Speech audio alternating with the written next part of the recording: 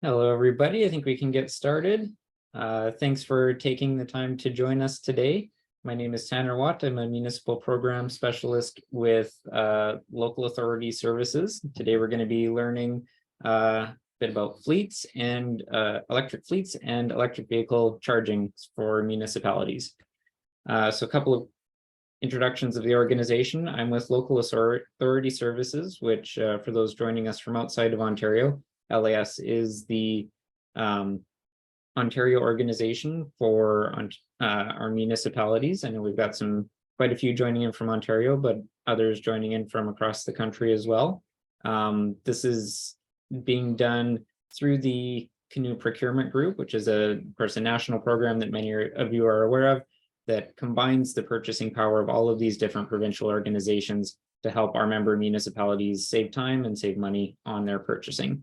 So we brought in some expertise from some of our suppliers to talk about things that they know about the best. So a few other little housekeeping notes before we get started.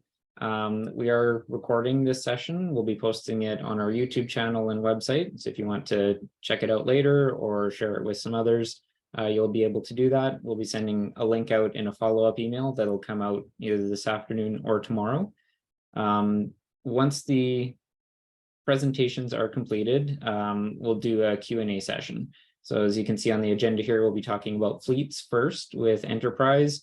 Once they're done, we'll have a bit of a Q&A specific to that. Then we'll switch over to charging by Siemens and then talk about that. For the Q&A, we will be using the Q&A function built into Zoom. So at the bottom of your screen, there's a little box that says Q&A. As we're going through, at any point, you can go in there and type in your question. Once the presentation is done, we'll go through them one at a time and answer those for you. So introductions to the guys that are sharing a screen with me right now. We have Hans Spicer. He's the Fleet Management Director of Enterprise Fleet Management. We have Parsa Ashardi, Area Sales Manager, Enterprise Fleet Management, and Darren Scott, VersaCharge Sales Manager with Siemens. So our first presentation today will be on electric fleets with Enterprise. So I'll hand it off now to Hans and Parsa. Thanks, Tanner. Appreciate that. Once you bring your screen down here, I'm happy to pull our presentation up. But while we're doing that, good to see everybody here on the call virtually. Again, my name is Hans Spicer. I'm Director of Operations for Fleet Management for Eastern Canada, joined by my colleague Parsa Arshadi. And we're here to talk to you about electric vehicles. So let's get into it. All right, so I think the first thing we talk about when we think about electric vehicles is how do they fit into your future fleet strategy? So one thing comes down to about what vehicles are available in the marketplace, how it's going to fit into your operation, but there are some additional considerations that we really want to think about as you start thinking about future electrification for your fleet. So to kick things off, just a little bit about Enterprise. So why are we here talking with you today about electric vehicles? So Enterprise is uniquely positioned. We're the world's largest private held fleet with over 10,000 offices globally and just shy of 2 million vehicles on the road across our multiple divisions and locations. So there's a lot of conversations across our business lines around electrification. On the fleet management side, which is what we're here to talk to you about today, is more for our municipal and government clients. Whereas on our rental car business, obviously, there's a lot of conversation around how do they electrify their fleet. So we've partnered with a lot of industry experts to come up with some of the information we're about to share with you today. So just a very, very high level overview about us and why we're here. So Enterprise Fleet Management, we've been in business for over 50 years. In North America, we currently partner with both public and private entities across the US and Canada. We work with municipalities to develop a fleet strategy to help them lower what we refer to as the total cost of ownership across their fleet, meaning when you factor in all of the costs from acquiring the vehicle, operating the vehicle, and ultimately disposing of the vehicle, we refer to that as total cost of ownership. And we're going to talk a little bit about today is how electric vehicles play into lowering potentially that cost of ownership. We provide dedicated local account management here in Eastern Canada. We also have locations in Ottawa, in Calgary, and Vancouver. We also work with fleets to reduce the administrative burdens in managing that fleet and vehicle lifecycle planning, maintenance, fuel, and vehicle disposal programs. So moving into the EV evolution, right? So I want to start the conversation off by putting up a little illustration here. So in 1905 is really when we first started seeing the first gas pumps, right? The automotive industry, if you will, really took off in the early 1900s with the invention of the Model T, which basically made a typical automobile accessible to an average consumer. About 10 years later, you had about 6.2 million cars on the road, pretty rapid growth, and about 15,000 gas stations in the marketplace supporting those vehicles. So flash forward to more or less present day, as of 2022, we have 276 million vehicles on our roads and 1.2 million gas stations. So why am I sharing this with you all? Is to help just paint the picture that these technological changes do take time. And that's why it's really important to be thoughtful as we look to develop strategies to shift towards electrification across the fleet. So a couple of stats to share with you all. Battery electric vehicles, or EV sales, forecast to hit about 35% of the automotive market by 2029. So as you can see, we're seeing incremental movement and incremental change as municipalities and commercial clients and retail clients shift towards electric vehicles. So we're going to talk a little bit about some of the things that's driving this change, right? So government subsidies and penalties are encouraging adoption, subsidies, benefits, things of that nature.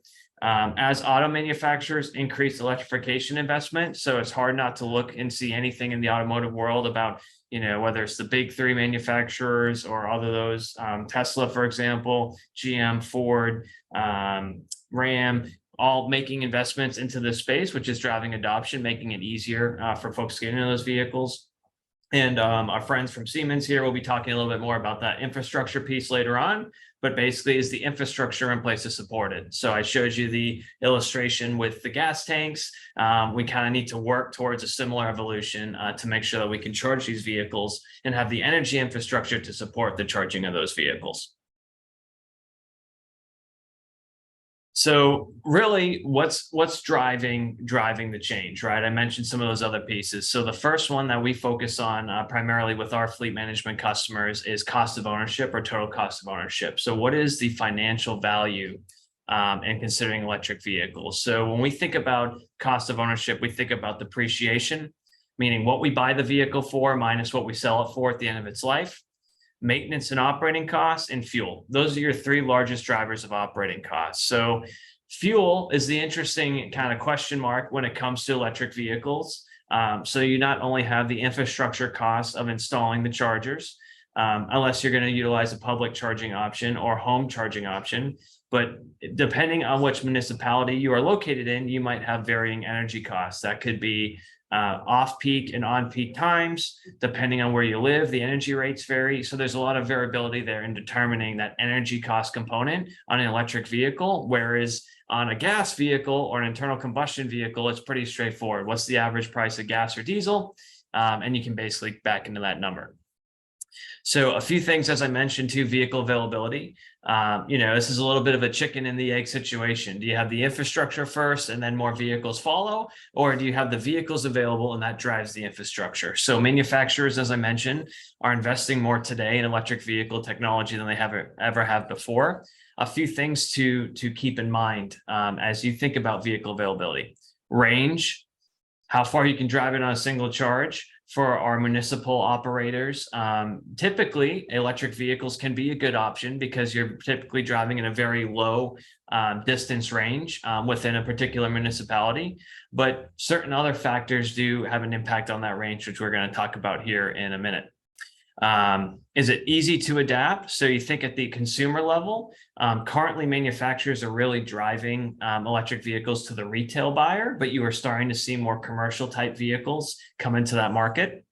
And then lastly, vehicle capability, right? So if you're towing with the vehicle, if you're plowing with the vehicle, if you're upfitting the vehicle, all those things are going to have an impact here. And last but not least, our environmental, social, and governance regulations and policies, as well as mandates, whether that's a local mandate that some of you on the call might be looking to meet within your own municipalities, or if that's something coming down from the federal government. Those are all the things that are really driving electric vehicles. So one other thing I am going to touch on here is that we wanted to share with you. So at Enterprise, we track, I mentioned that depreciation piece, what you buy it for minus what you sell it for, right? To ultimately help drive that cost of ownership.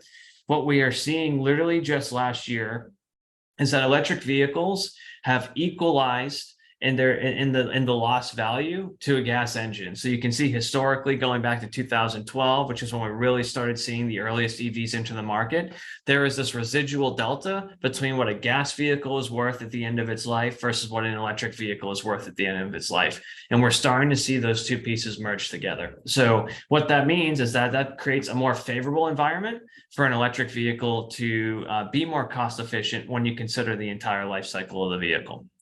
So I'm going to turn things over to my colleague and friend, Mr. Parsa, to take us a little further down the electric vehicle journey. Parsa. Awesome. Yeah, so I mean, as we start moving into the journey to EV, I mean, certainly Hans has alluded to some of the different complexities in comparison to the traditional, purchasing and management of gas type vehicles. So what we're going to talk about here in the next couple of slides is, what are our operational goals? What are our operational needs? How does that line up with the EV capabilities in the marketplace today?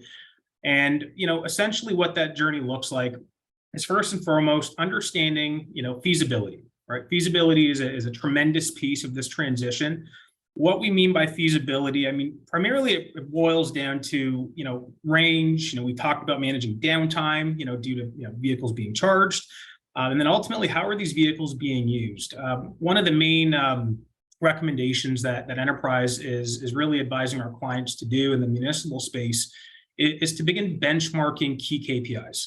And so what we mean by that is really understanding, the distances that the vehicles in your fleet are traveling. Do we have a good sense of annual mileage patterns? And then from there, how do we determine what that transition will look like? Perhaps it's a percentage of the fleet that begins that transition versus a full shift to EV. We certainly lean on one of our partners, Geotab. Some of you may be familiar with Geotab. It is a telematics provider. Plugs right into the OBD2 port of all of your gas vehicles.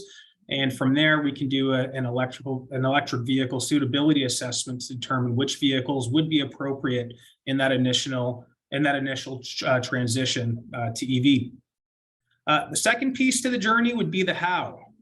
So certainly when we're talking about the how, I mean, obviously there's some other interdependent topics such as how they're being charged, what are the applications of these vehicles, and then certainly the topic of infrastructure comes up as well, which I know the team at Siemens will be talking through here in a few minutes. And then lastly is the execution. Certainly the model is going to look very different in terms of how to acquire and implement EV vehicles. Certainly there is a supply chain component to acquiring EV. I'm sure many of you have experienced over the last, call it 18 to 24 months, just the general challenges in acquiring vehicles through the manufacturers. And certainly there's been additional pressure on EV and hybrids given the cost or the volatility in cost with gas. Certainly what we would recommend is with EV, there has to be added emphasis on proactive planning. Certainly we're seeing much longer lead times on acquiring electric vehicles through all manufacturers. That's both domestic and imports. Sometimes those can range anywhere from 12 to 18 months from the date of order to the date of arrival. In addition, we're now experiencing what we refer to as allocation. So, certainly with some constraints on the supply chain side, as well as some added pressure on the demand side, manufacturers are having to make some very difficult decisions in terms of where product is being allocated. Understanding that allocation piece up front will allow you to pivot and make better decisions when it comes to planning what acquisitions are required. So that's certainly something that we would advise you to be mindful of as you start looking at this transition into EV. And then lastly, again, I mentioned infrastructure. That is a major part of the execution, ensuring that your facilities have the power draw to power your vehicles, and then what that looks like in terms of vehicles being charged in the depot. But I'll let our Siemens friends talk through that as well. Next, in terms of the EV life cycle. So, ultimately this slide here, there are a few different steps when it comes to the EV life cycle. Again, pales in comparison to the traditional model of your gas type vehicles. Ultimately what we're looking at here is, there's a lot that needs to go into the EV journey. Everything starts with the strategy and planning before any sort of execution can take place. Really, we're talking about suitability of the vehicles. We're talking about the operational impact, charging suitability. These are all interdependent variables that need to be considered on this journey to EV. It's really important to note that I know it can be tempting for folks to jump ahead and start implementing solutions a lot sooner than necessary. And a lot of that has to do with really considering all of the different variables that go into this discussion before we jump into quote unquote ordering vehicles.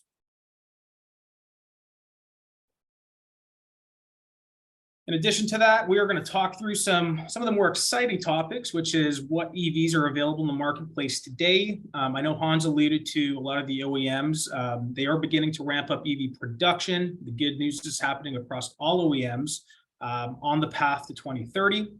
The slide earlier, that was, we call it the GM Bright Drop. It is manufactured by GM. It is their competitor to the full-size cargo van. But what you can see on your screen here is, more or less, there are some solutions here from a compact type vehicle. So when we're talking about, bylaw division, when we're talking about parking enforcement divisions, a lot of these sedans and compact vehicles are available in the marketplace today. As you kind of look towards the bottom of the screen there, you've got your Ford E-Transit Cargo, which has been available in the marketplace for about 2 years now. We're just rounding up the second year. The Chevy Silverado EV, we are expecting to see those begin to roll off the assembly plant going into next year. They are beginning to take reservations today. And then the Ford Lightning F-150 has certainly been on the marketplace now we're again rounding out the second year here as well. We will begin to see more production take place over the next, call it 12 to 18 months or so. However, these would be the most common government type EV vehicles that we see on the road today.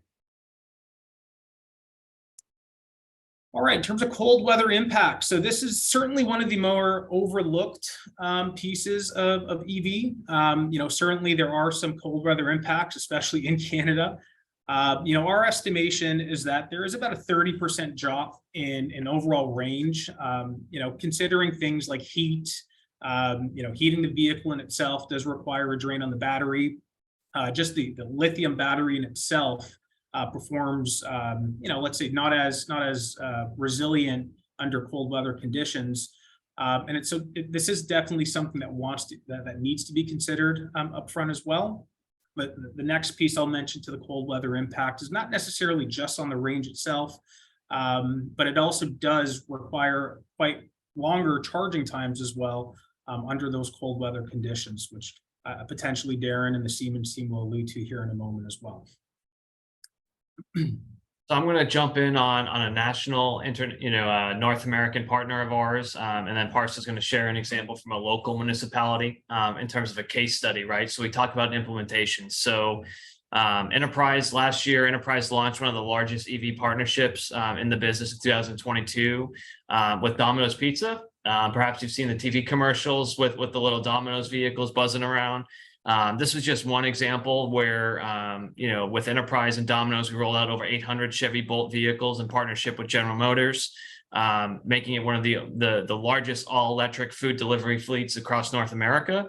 One of the things that, as part of that journey that Parsa illustrated with all those various steps is we had to start at the first step, right, in understanding what's the typical range of a delivery driver, what type of infrastructure is either available or needs to be constructed at the various Domino's Pizza locations.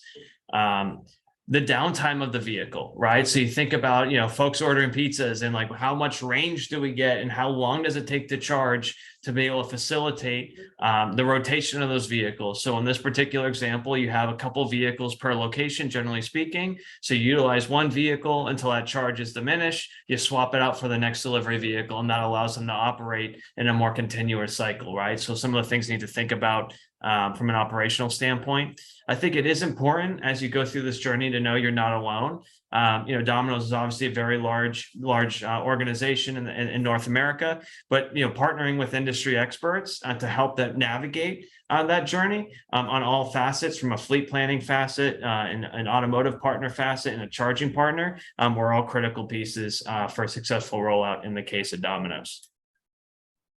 Great. Yeah, so kind of bringing this back to local partners. I mean, I'm sure many of you are familiar with the City of Kingston. It is a partnership that we are very proud of. So Enterprise has been partnered with the City of Kingston now for about a couple of years. You can see back in 2014, the City of Kingston did commit to reducing the greenhouse gas emissions by about 30% by 2030. By 2017, city staff developed a strategy to facilitate an incremental EV adoption. So you can already see early on, they're beginning to implement this into their planning and strategy. 2021, utilizing the approved contract through Canoe procurement that Kingston had signed on with through Enterprise Fleet Management to start off with 15 Ford Escape hybrids.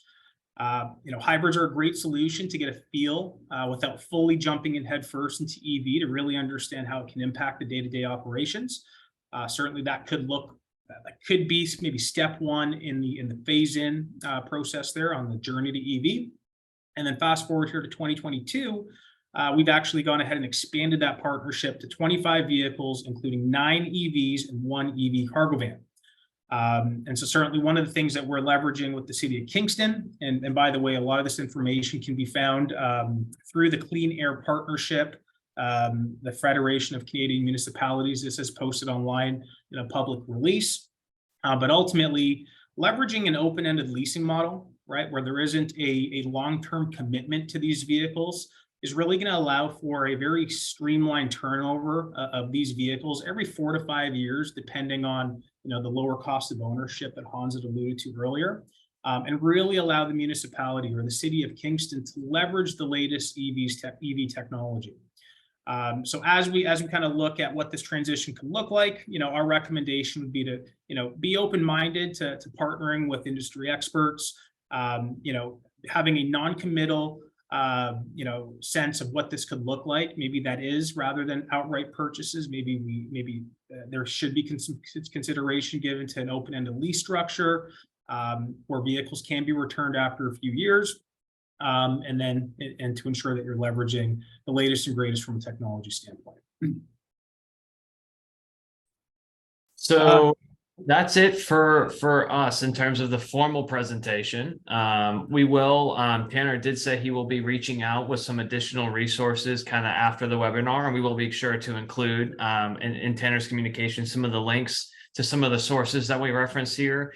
Of course, a link to our efleets.ca is our website, but also /en/electrify your fleet will be an EV centered information hub. There's a lot of free information on there, some EV basics, what's the different type of chargers, what's some terminology that you're going to see in the electric vehicle space, some links to additional case studies or examples that you can reference there.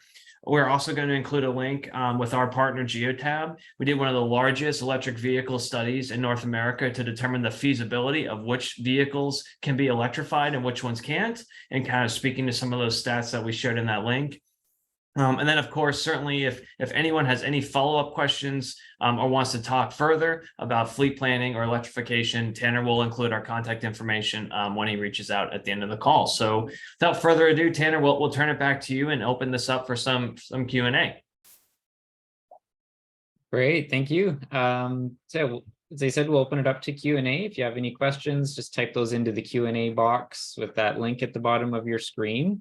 Before we get started on that, just a quick reminder that we do have a second electric fleet webinar happening the same time next week. It's focused on more equipment and recreation. So we're going to be having Toro, Case New Holland, and Zamboni present at that one. So if you're interested in joining that one and you haven't registered already, the link to do so will be in the follow-up email and available on our LAS website.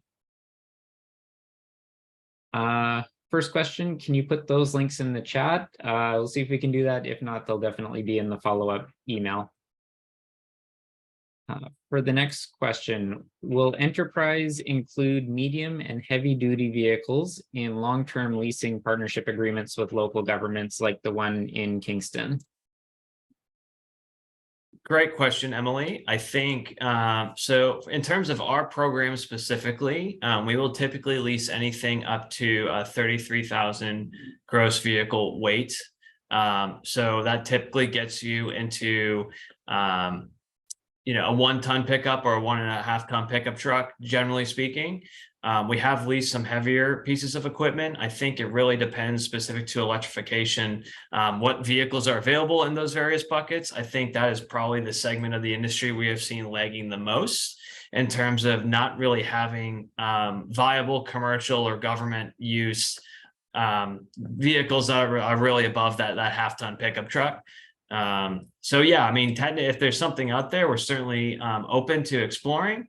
But 33,000 gross vehicle weight, or about that, 3.5-ton pickup truck is about as heavy as we do with those types of partnerships.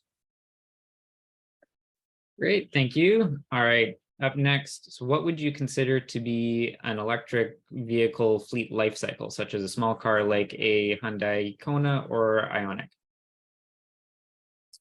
I think that's a great question. And there's a lot of various factors that would go into that. I don't think there's a one size fits all answer, but I think those factors we talked about is how we would help somebody determine what that life cycle should be. How many kilometers are you driving per year?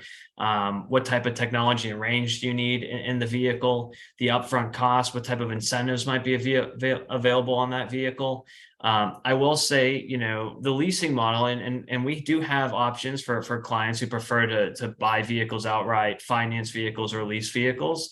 I'd say specific to electric vehicles, leasing has been more popular because it's kind of like cell phones. So the technology is changing so fast. You might have the first electric vehicles. I believe it may have been the Nissan Leaf was one of the first commercially available electric vehicles. I might be wrong on that, but it was certainly in the earlier stages. I think the range on the first lease was only about 100 miles or 150 kilometers. So you look at what that looks like now, you have vehicles doing double that or triple that in range. So I think that's where that life cycle is kind of subject to change based on vehicle technology and the cost associated with operating that vehicle. One thing we do see though in electric vehicles is that maintenance costs, those operating costs, is generally a lot lower than your internal combustion engines. Obviously, there's no oil changes because there's no oil in an electric vehicle, but we've also yet to see how battery life and that type of technology impacts maintenance costs when you extend the life cycle out on those vehicles. So just a few things to consider. Yeah, I'll also add to that point there, Hans. I mean, there is some preliminary data being released at the moment as it relates to body damage. So certainly on EV, you're going to have, additional, they call it ADAS. So autonomous driving assistance systems in these vehicles, which could end up leading to higher repair costs from a physical damage standpoint. So, again, that would be something that we'd need to be kind of honed in on, maybe looking at previous history of damages and how that could relate to costs going forward in the life cycle. All right, great. Next question. What kind of reliable has Kingston or other municipalities noticed with their EVs and hybrids? Yeah, I think I can take that one there, Hans. So we're still in the very early stages of EV. I think Kingston in particular, I mentioned earlier that they really kicked things off with the hybrid escapes to really get a feel for what that gas and EV system would look like. We're on the verge of delivering their first round of 9 EVs in transit, the e-transit, I should say. So those should be delivered here relatively soon. Our perspective is that we're going to need at least a couple of years in order to really, gather enough sample data to determine the reliability standpoint. So we're still in the infancy stages when it comes to reliability there. I think that's one other thing where why a lot of municipalities have opted for more of a leasing option on these vehicles. Typically the vehicles will be under manufacturer warranty for the entire duration of the lease. You avoid any major mechanical items like brakes and tires when you run them on a shorter term.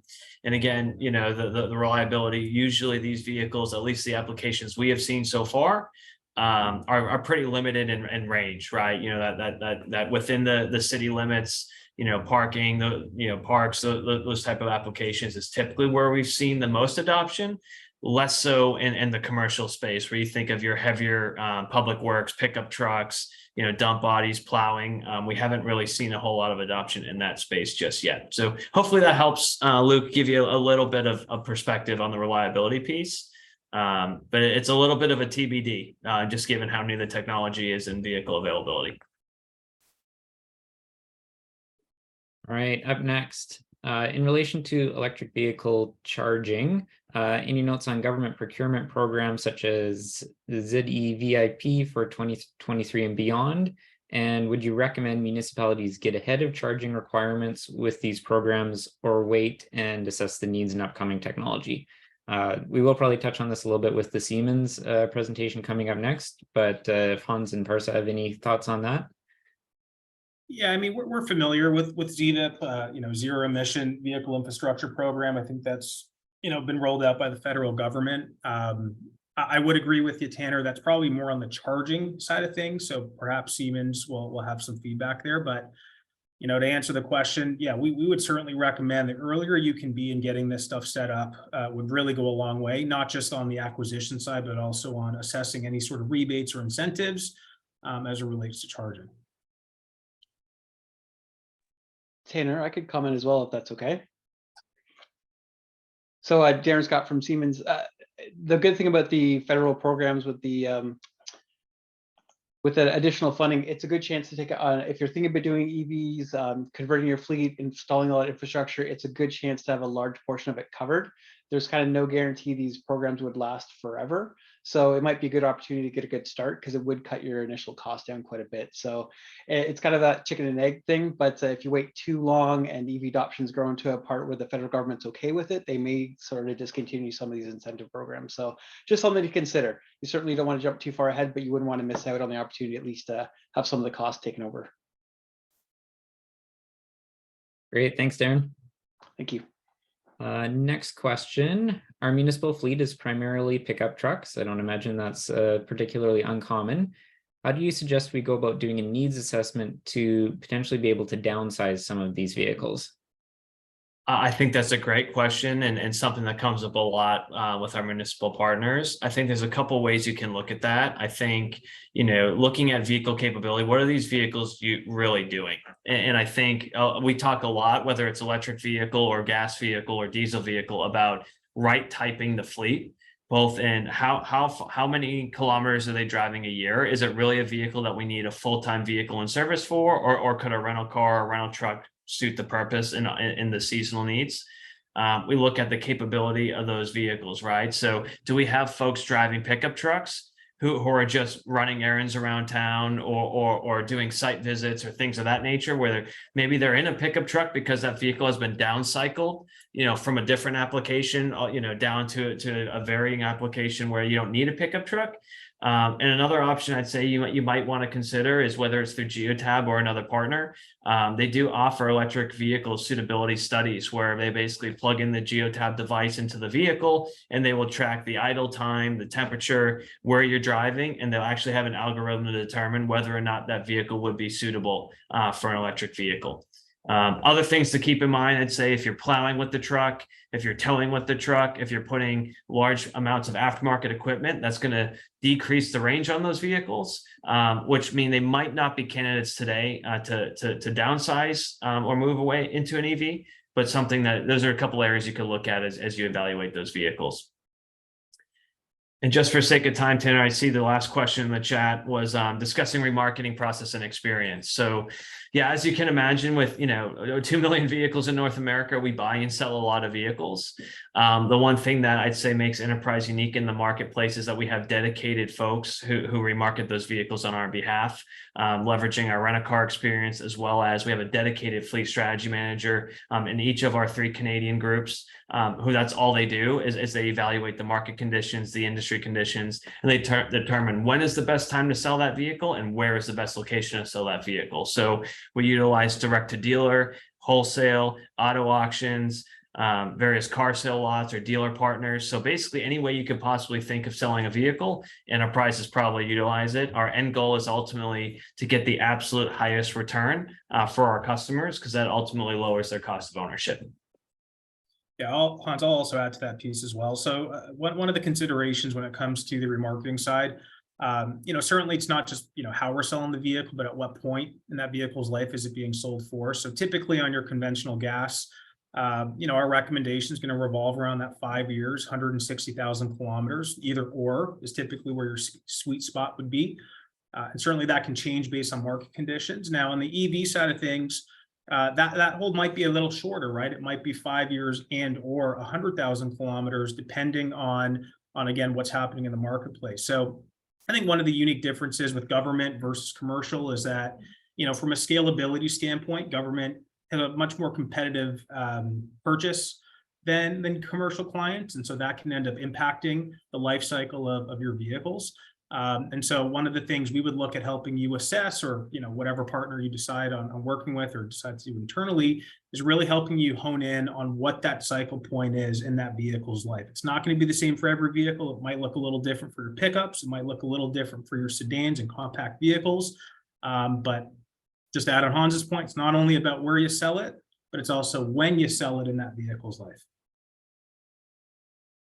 All right, great. I think before we move on to the next section, one of the challenges that I think a lot of fleet managers are facing right now is just getting their hands on vehicles. So if we could just get a bit of an update from you guys on the vehicle market as a whole, and specifically with EVs, how things are looking, particularly for EVs over the next couple of years, if somebody's looking to convert. Mm-hmm.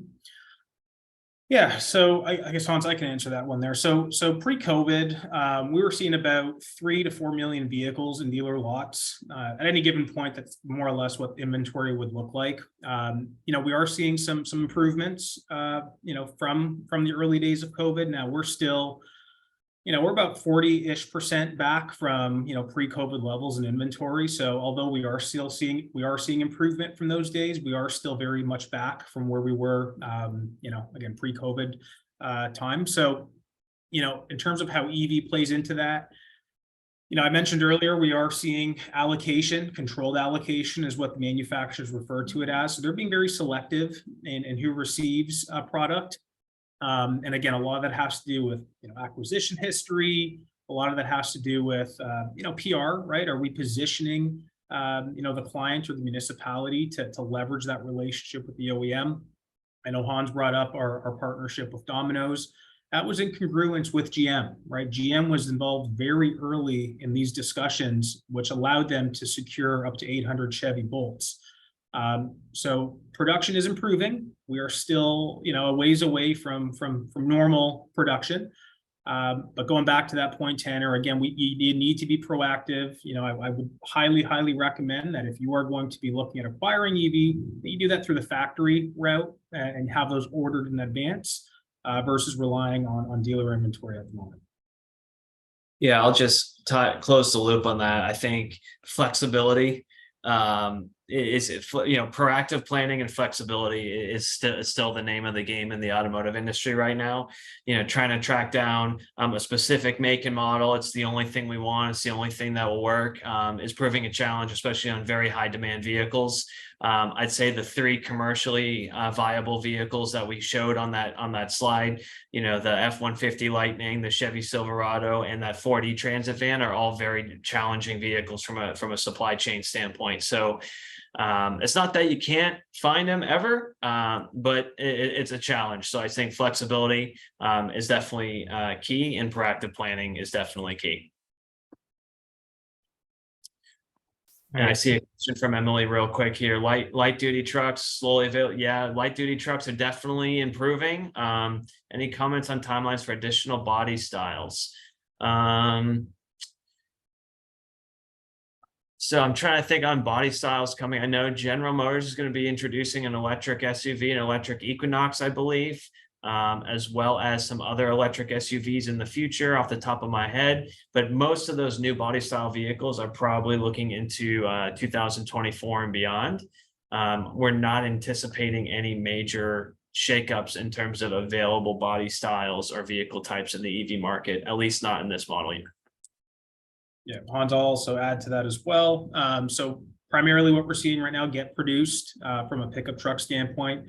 They're going to be a little different from your base trucks. I know a lot of our government clientele prefer the regular cab, the long box, really your base vehicles or base trucks. So right now the manufacturers are really focusing on the vehicles that are, crew cab, high trim level, high option content is what we're primarily seeing get produced right now. So to answer that question, Emily, I think over the next couple of years, as production picks up, we're going to begin to see more commercially based vehicles. Again, those base regular cab trucks get produced. But I'd purely an estimate here, but I think we're at least a couple of years out from that. Great, thanks. And yeah, it looks like some confirmation there. Number of applications that require a longer bed. Looks like we may have to wait a little while for those ones to come to market. All right, so we are going to shift over to the charging segment of the presentation. Hans and Parsa are going to stick around. So if you do have any other questions that come to mind about fleets, you can type those in, and once Darren is done presenting, we'll open the question and answer back up. But thank you very much, Enterprise, for that presentation. And Darren, we'll hand it off to you now. Perfect. Thank you, Tanner. Thank you, Hans and Enterprise team. Really appreciate what you shared with us, Parsa, and really appreciate the content as well. It was great. So you're asking sort of what next? You're looking at some EVs. You're deciding, how do I charge these? How do I make sure they're operational? How to make sure my team can use them when I need them? So you're sort of going through some questions. What type of chargers do I need for my application? How can I ensure they'll be fully charged?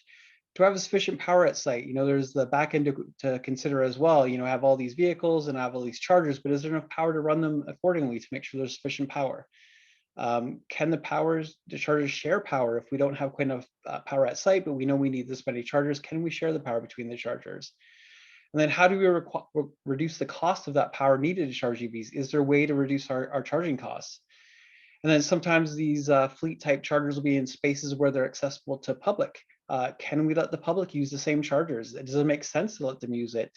Can we benefit or we generate revenue or cost recovery from those chargers that are in more public spaces as well? So these are probably a lot of the questions that you're asking yourselves, and how do we make it all work? So hopefully kind of going through this, we can help you answer some of those questions. So we'll go through sort of the application piece and just some basic questions. And when you're going to look at the chargers, you've identified some vehicles, you've spoken enterprise, and you've got your eye on some vehicles you're looking to bring in. How to make sure everything's going to work together. So there are some options depending on which companies you're working with to install the hardware, the chargers themselves, that can help you with some of these things. Can we do studies and perhaps simulations in advance to understand what it's going to look like for us? What's the best charger configuration for our site? The big one is the install and the interoperability. Will the vehicles and the chargers I'm looking to purchase and the software I'm looking to use to run it all, will they all work together? Can this company I'm working with help me do all those sorts of things and make sure everything's going to work accordingly so that my vehicles will be fully charged when I need them, that they're easy to use, that we're making sure we're optimizing the power, all those sort of questions we kind of touched on. Kind of what hardware solutions are best for my application. So, and then not only is it the chargers, but again, that whole grid connection. Do we have enough power? Can we add more power? What can we do? Can we add alternative areas of powers in terms of solar or wind or those sorts of things to kind of boost or reduce the energy costs or to boost the power at site? And can someone look at all of this and help us understand? So there are options for that. I mean, something Siemens does, but there's other companies as well that can help you kind of answer these bigger questions. If perhaps you're only starting off with a couple small passenger type vehicles and there's no power on site, maybe you don't need this level.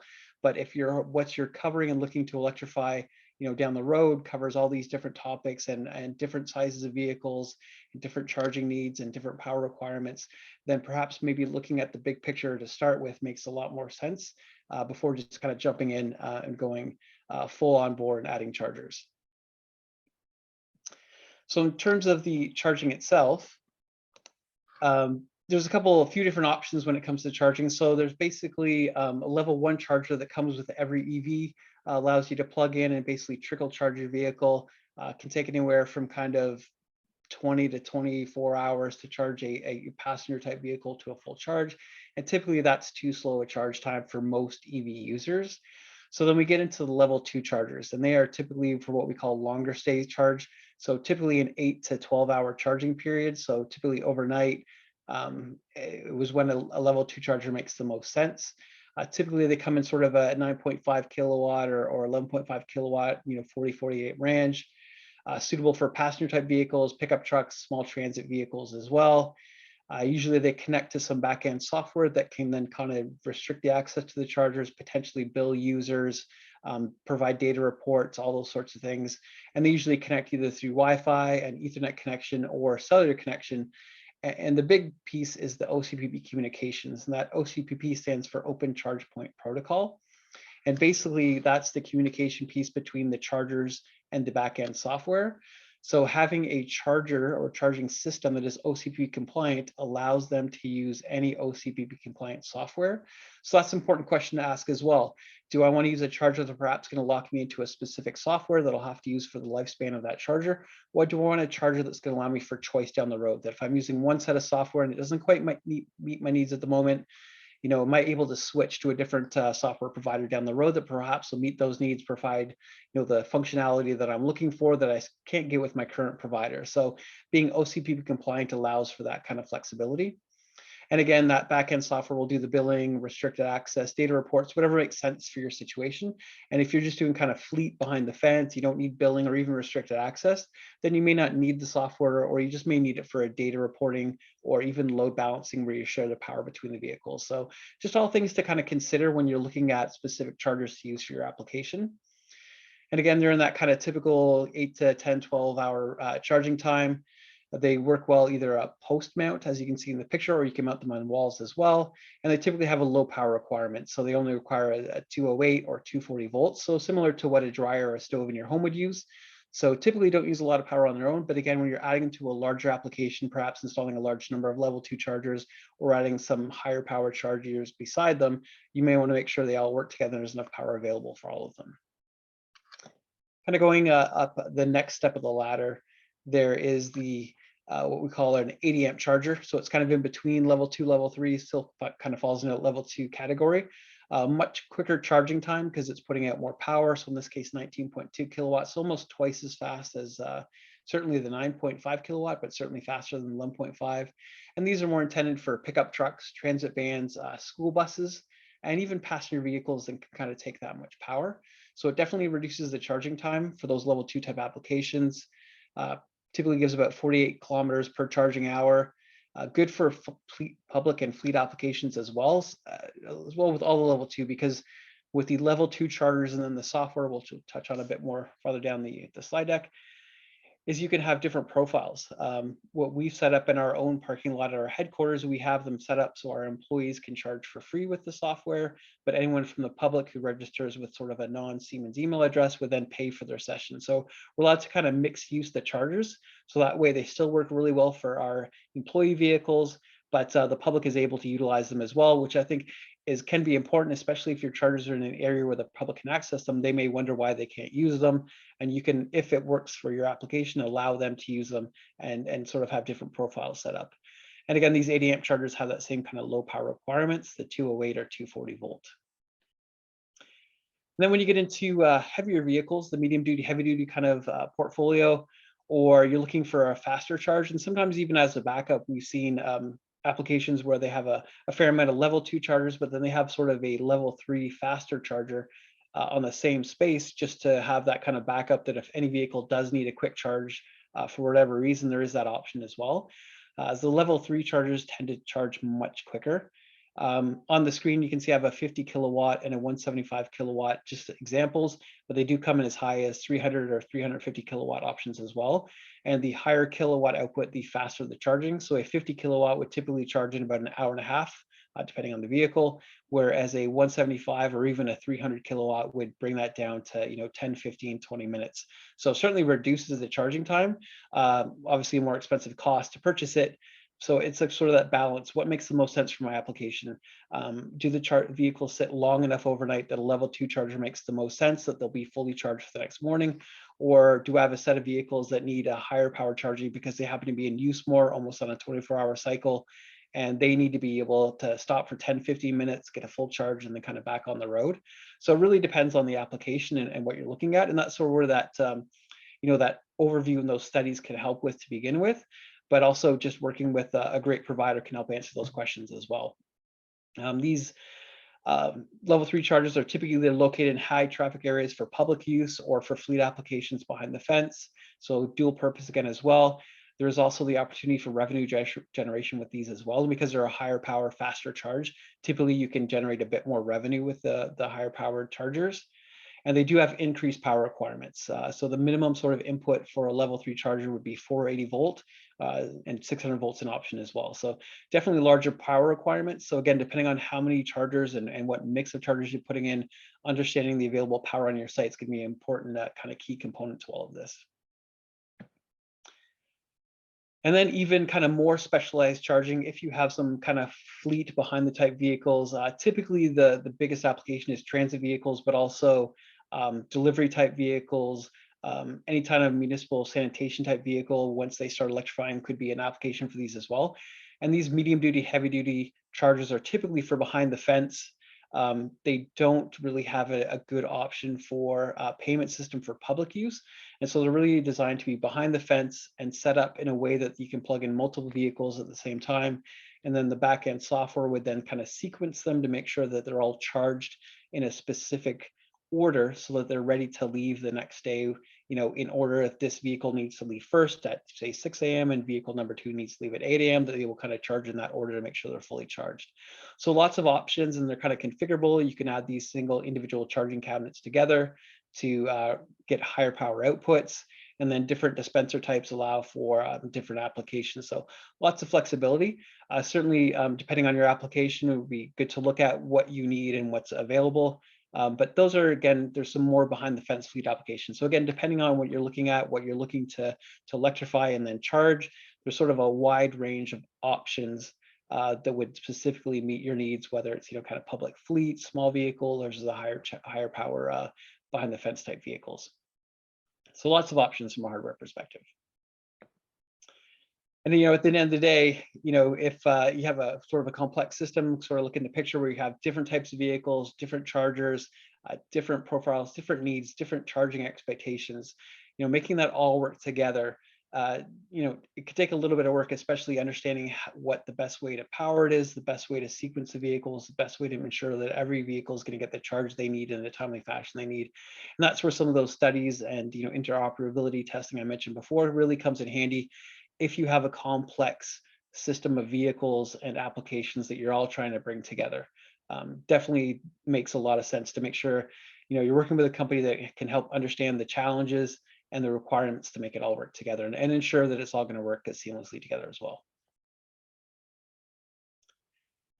And a big piece of that is the software piece. The chargers on their own can provide the power, but at the end of the day, you need that software to say to the chargers, kind of, this is what you need.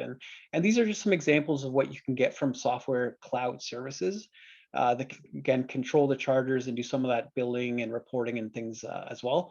So there's kind of two different applications. There's sort of the low powered AC type level 2, level 3 type charger software. Typically, a lot of times with the when you purchase a charger, you get what's sort of considered a care type package, where it registers the device for warranty, but also provides remote troubleshooting, as well as automatic charger updates. Some companies, Siemens being one of them, automatically pushes firmware updates out to the chargers to keep them fresh and keep them future-proofed, to make sure they're always up to date. Any changes in the industry, any vehicles that come out that may have some challenges with the chargers, we're able to push out firmware updates. So those are important things to consider. What's being done to keep my charger fresh and future-proofed and up to date in terms of technology, so I can extend the lifespan of that charger as long as possible. And when you get into more sophisticated kind of software packages, you can get what's considered sort of a charge package, where it'll do that monitoring, and reports for you, so that you can see if the chargers are being utilized, how often they're being used, how much power is being used. And they can also do the billing services. So again, if you have some chargers in a public and fleet type environment where fleet vehicles and public are using them, and you want to be able to charge public users and understand how much power your fleet vehicles, this can all be done through that software. There's an owner dashboard, which on my next slide, I'll show you what that sort of looks like. And there can also be driver charging apps. So if the public are using them, or even the employees, they can download the app, and it allows them quicker access to the charger, visibility into the charger as well, and being able to, from a public perspective, pay for that session if that's something that works for your application. And then on the far right, there's sort of an additional package, often with the software that does that load balancing piece I talked about. So if your site doesn't have quite enough power for the chargers you need, or you're trying to maximize the back-end distribution equipment that already exists on site and put multiple chargers, say, on a single breaker, then this software can then say, okay, if one vehicle is plugged into one charger, that charger can have full power. But if a second vehicle and second charger come online, we then want to share the power between the two chargers so that we don't exceed the power available at site. So there's lots of different options that way that helps you manage your power available, helps you figure out how to use that effectively, and ensure the vehicles are still being charged to a level that's needed for their use. So those are good questions to ask when you're looking at using a charger, supplier.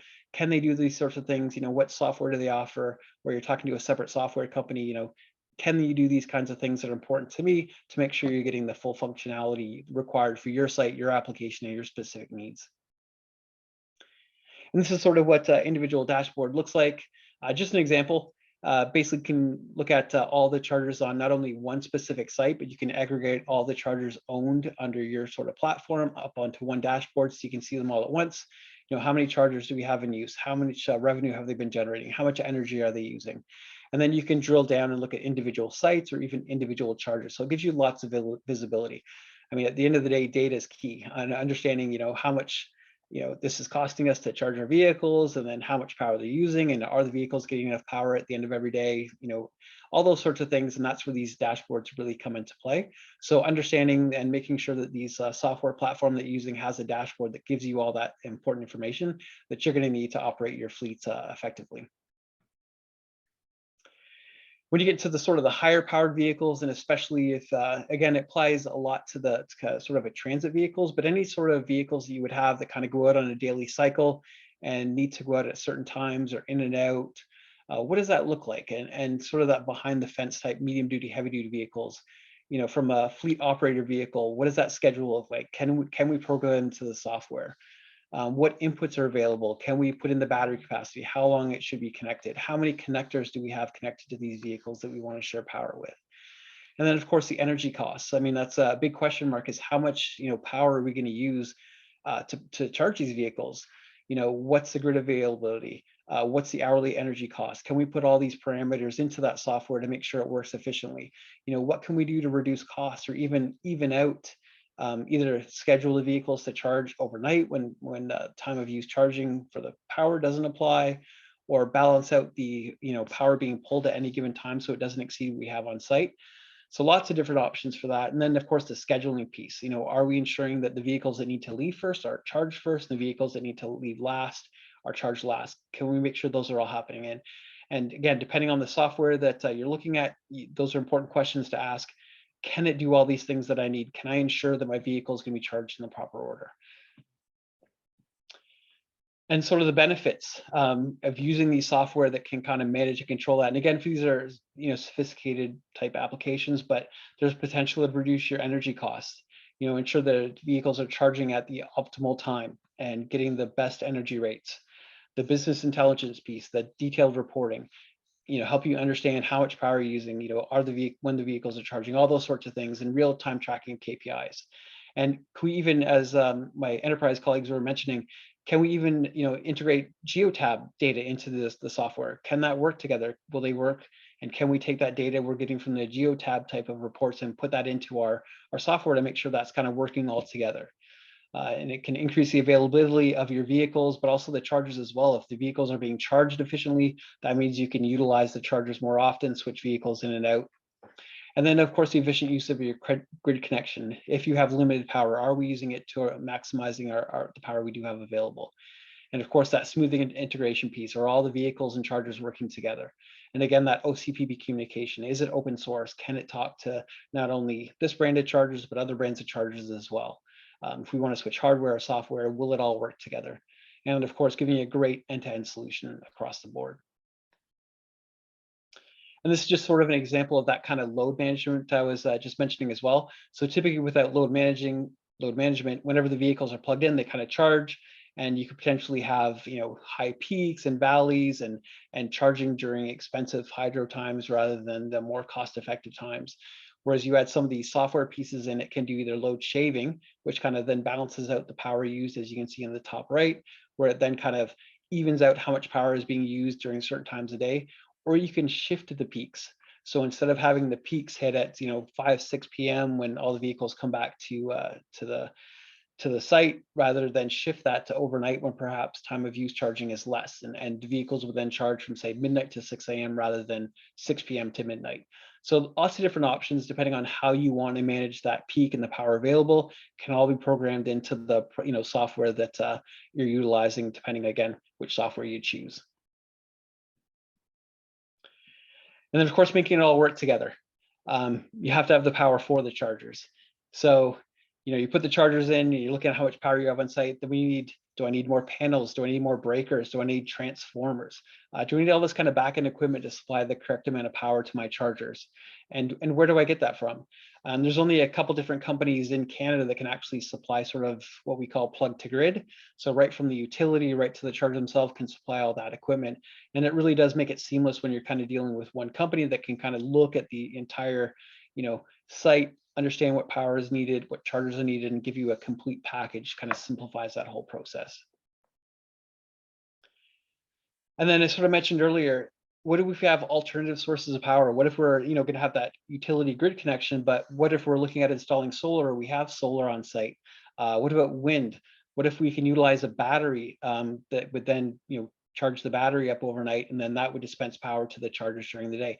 How do we integrate all these different assets together to optimize not only the grid, but optimize our own energy independence, reduce energy costs? And so again, working with a company that kind of look at all these assets or even recommend assets that says, here, this is what I can do to help you, you know, add solar into it. So your vehicles are mostly charging off the solar and only dipping into the grid at certain times or under certain circumstances, you know, could certainly reduce your energy costs. Same with solar, battery applications, or even eventually down the road, there's a potential to pull power out of the vehicles and put it through either back into a building or into other vehicles. And when that comes into play, do the vehicles and the charging system will that all work together and do that? So those are kind of, again, important questions to ask and things to look at as alternatives to reduce your energy costs. And then there's also options for having sort of separate utility sort of power. They call them e-houses, where you have a separate, if you don't have enough power on site, you can bring power to an e-house, and that could supply power to your chargers as well if you need a significant amount of power for your site. So different options like that. And again, working with a company that's able to provide that kind of end-to-end solution and give you alternatives for power, where it comes from, how does it get delivered to my site, all those sorts of things can certainly help with your whole managing of your fleet options.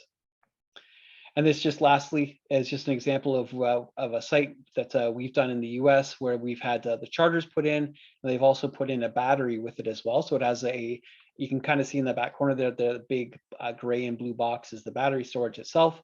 So that battery would charge at low cost hydro times and then be able to dispense power to the vehicles at optimal times as well. So that's helping, in this case, Penske's reducing their energy costs by using this battery combined with their other assets on site. So just one example of how this is put in practice in the real world.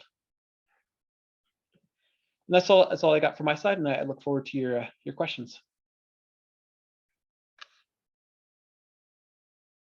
All right, great. Thanks, Darren. Thank you. All right. So we do have one question coming in first on the reporting in the software. Can you provide consumption per vehicle to keep track of that? It would most likely at the moment work off of the charger itself. Where the disconnect may happen is, can the vehicle itself communicate to the charger and then say this specific vehicle? But there's ways to tie a vehicle to either like an RFID card or identifier that would help you. And I'm sure geotab data, of course, would help with that sort of info as well. So it's certainly possible. You just have to make sure, again, that the vehicle you're using and the charger you're using can do that sort of thing. But there is absolutely that opportunity to identify each vehicle, how much power they're using. All right, great. So for municipalities that have older facilities that weren't designed with electric vehicles in mind, how would you go about assessing what the capabilities are for that facility, or understanding what upgrades may need to take place if they do want to start incorporating EVs into the fleet? Yeah, it's a great question. So the first thing would be to do a power study, understand how much power is available at the site, how much power is being used by the building or existing assets already on site, what's left over, and then the vehicle types and the operation of those vehicles. Do the vehicles need a full charge every night? Do they only travel, say, 100 kilometers a day, so they only need a couple hours of charging per day? So all those factors would then go into deciding how much power would need for that specific application, or if more power would need to be brought to site. So you kind of have to look at what power is available, what vehicles are going to be used, what the use of those vehicles looks like, their daily operation, and kind of put all those pieces together. All right, I've got another question coming in. Are you able to integrate flow chargers into your software platform? And I think I'd potentially add in ChargePoint as well. That's another big one. Yeah, and full bore, I'm Siemens, so I don't like, sort of speaking on my competitors, Flow and ChargePoint, but my understanding is they have they're basically proprietary hardware and software that they're really designed to work Flow chargers with Flow hardware or software, sorry, and same with ChargePoint. Their hardware is meant to work with their software. I understand there is potential for integration with other chargers into it, into their platform, but from understanding, you don't get always the full functionality. And I think it's more difficult to integrate their hardware into true OCPP's platform software, just because their kind of goal is to work their hardware and software together. So it might be possible, but I don't think it's quite as easy as starting off with a true OCPP compliant charger and then OCPP compliant software. All right, we've got another question here. Is there a cost-effective solution for load leveling, spreading out the charging, similar to the Penske slide at a smaller scale, level 3 or level 2 chargers, but to reduce the infrastructure upgrade costs or help with grid capacity limitations? Sure, yeah. The simplest way to do it is just for that software package. And they typically, depending on whose software, they either come with a yearly fee or a monthly fee. So kind of your definition of cost effective would depend, but basically the software would control the chargers and say, again, if there's 3 or 4 chargers on this limited power, if one's in use, it would get full power, but the rest would kind of share power if they're all in use. So it is easily done through that software piece, and that's probably the most cost effective and adaptable solution I've seen in the market right now. The good thing about doing it from software is it's dynamic, it happens in real time. And then as the vehicles progress, as your site changes, you can then change the parameters on the software to update it to your current needs. So it allows for flexibility down the road. So that would be my recommendation, is doing it through the software. Okay. For public charging, can you speak a little bit as to what the opportunities are for potentially charging for that, any sort of revenue generation or anything like that, or cost recovery? Yeah, sure. A great thing I would recommend is there's an app on Apple Store, Google Store called Plug and Share. And you can download the Plug and Share app. And what it basically does, it shows you all the chargers in any given area. So you could download the Plug and Share app, look at your area, look at how many public chargers are already available in your area. And one, it would give you a sense of what they're already charging for, hourly fee or for use for their chargers, but also give you a sense of how many chargers are available. If you're going into a crowded market space, adding a lot more chargers where there's already existing chargers, or is it sort of a charger island where there is no chargers, and you adding some public chargers in would kind of give everyone an opportunity for public charging. So kind of taking all that piece of information would give you a good sense of, how utilized my chargers would be, how often they would be used, and then what rates I could charge. Typically in Ontario, it's about $1.50 an hour for a level 2 charger, and it's about $20 an hour for a level 3 charger. It's kind of the typical market rate at the moment. All right. And is the billing and all of the back end, the financials, is that something that can be taken care of on by Siemens or another provider, or would the municipality have some role to play in that? Yeah, typically a Siemens software for one, but typically the major software providers in the marketplace handle all that payment processing piece. So the customer would come up and either tap an RFID card or scan a QR code, access the payment page, pay with their credit card. The software company would process that payment, collect the revenue at the end of every month or every quarter, would then send a check back to the site owner of all the revenue generated minus any transaction fee sort of thing. So it's pretty hands off when you're using that backend software. It really manages a lot for you, and you just kind of have to sit back, kind of take a look at it, make sure everything's working as intended, and then really the software just manages all the charges themselves. All right. So a little bit earlier in the enterprise presentation, we talked about the benefits of the leasing model and that things are changing quickly. So are there concerns with new technologies coming out, or has the level 2, level 3, the standards been in place long enough and been consistent long enough that they're likely to stick around? Yeah, that's a great question. It's anytime you're buying electronics, you're worried about their life cycle 100%. So I certainly get that. So for one, Siemens, we're able to push firmware updates to our chargers, which keeps them kind of fresh and future-proofed, and any new advancements we're able to push out to the charger. So one that certainly helps with the lengthening of life cycle. The standards are fairly set at the moment and the vehicles. So whatever kind of level 2, level 3 charger you're most likely buying now, as long as there's software to run it down the road, should maintain for the entire 7 to 10 year lifespan of a charger. That's the big risk is early on when there were some companies came out with proprietary chargers, customers purchased them, the companies were small, they went out of business and they only worked with their software and they were no longer to use them. I think those days are kind of past, especially if you're choosing OCPP compliant chargers. Then you have that option to switch software providers, which then keeps those chargers operational for longer. Great. All right. Well, I don't see any more open questions. So yeah, Hans and Parsa want to hop back on. We'll say thank you to everybody who logged in to join us today. Thank you very much, Parsa, Hans, and Darren for presenting today. Hopefully we will see many of the attendees next week at the session on equipment. With that, have a great rest of your week, everybody. Thanks, everyone.